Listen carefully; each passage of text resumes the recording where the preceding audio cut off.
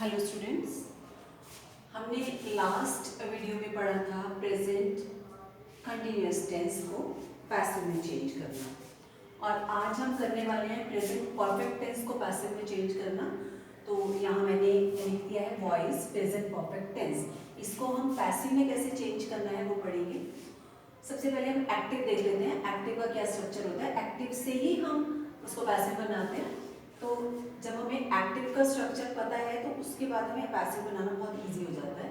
So we change the active sentences into passive sentences. Okay, now active structure is subject. First of all we write subject, then has, have.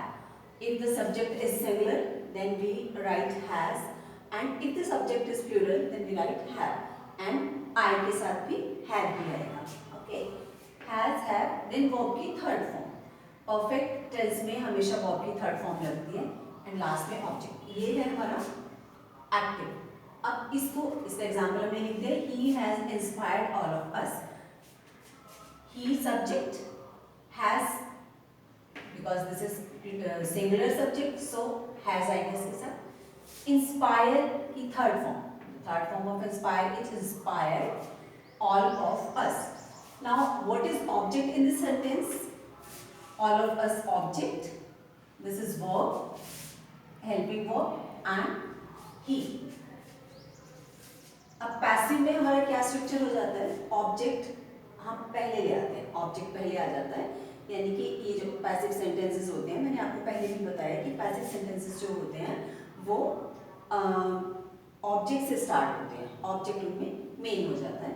Object has, have, been, इसमें क्या लगेगा? Has, have के साथ been लगेगा, been. Then third form of the verb, then by. It means काम, ये काम से स्टार्ट हुआ है, काम जिसने किया है, तो बाय सब्जेक्ट, काम इसने किया है तो the work has been done by subject, subject ने काम को किया है। Okay, then all of us, object पहले आ गया, all of us.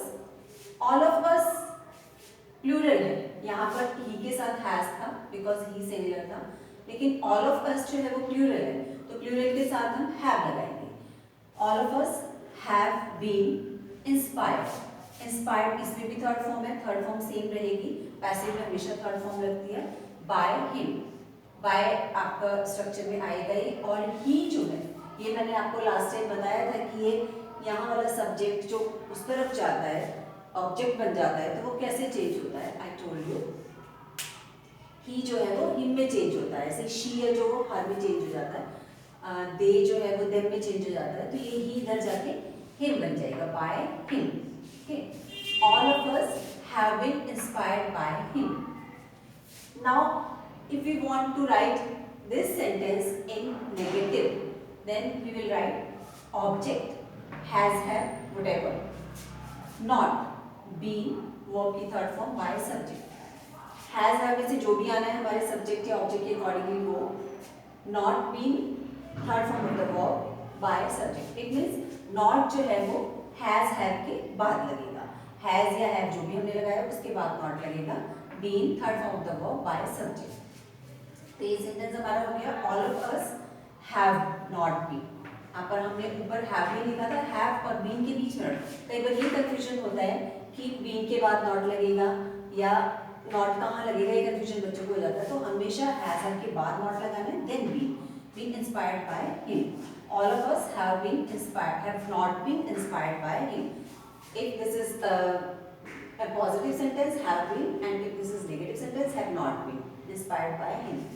Now interrogative. Interrogative means to ask the question. तो अब हमारा जो helping verb है वो पहले आ जाएगी, has, have पहले आ जाएंगे। Singular है तो has होगा, plural है तो have होगा, और I के साथ भी have यूज करना है। तो हमारा यहाँ पर जो object है that is plural, all of us, तो यहाँ पर have पहले लग जाएगा, have, then object all of us, have all of us, been। अब been जो है वो ऑब्जेक्ट के बाद आ जाएगा पहले, क्योंकि हमने हेल्पिंग वर्ब को बाहर ले लिया है, तो अब हमारा been जो है ऑब्जेक्ट के बाद आ जाएगा। Inspired third form of the verb, by him. have all of us been inspired by him।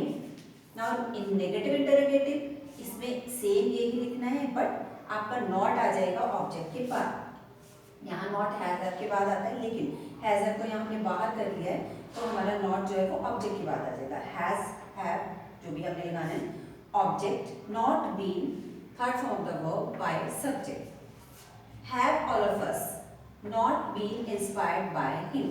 तो ये हमारे 4 kinds of sentences are here. First ये हमारा सिंपल पॉजिटिव सेंटेंस है, देन नेगेटिव, इसमें हमारा हैज हैव के बाद नॉट लग जाएगा। इन दोनों में यही चेंज है कि यहाँ पर हैज हैव है और इसके बाद यहाँ पर नेगेटिव में नॉट लग जाएगा। फिर इंटरोगेटिव में आप हैज हैव को बाहर ले आएंगे and the same sentence will remain as this one. और उसके बाद आपका नेगेटिव इंटरोगेटिव में इसमें आपने ऑब्जेक्ट के बाद नॉट ऐड कर देना है, तो इसके जैसा ही रहेगा, बस क्या फर्क है कि नॉट ऐड हो जाएगा। थोड़े थोड़े चेंजेस होते हैं, अगर हम ध्यान से देखें तो कुछ भी मुश्किल नहीं है, इसको हम बड़े इजीली समझ सकते हैं। अब एक ही सेंटेंस को हमने इन सारे में करके देखा है, सारे में एग्जाम्पल एक ही लिया है ताकि क्लियर हो जाए कि किस तरह से सेंटेंस को चेंज करना है।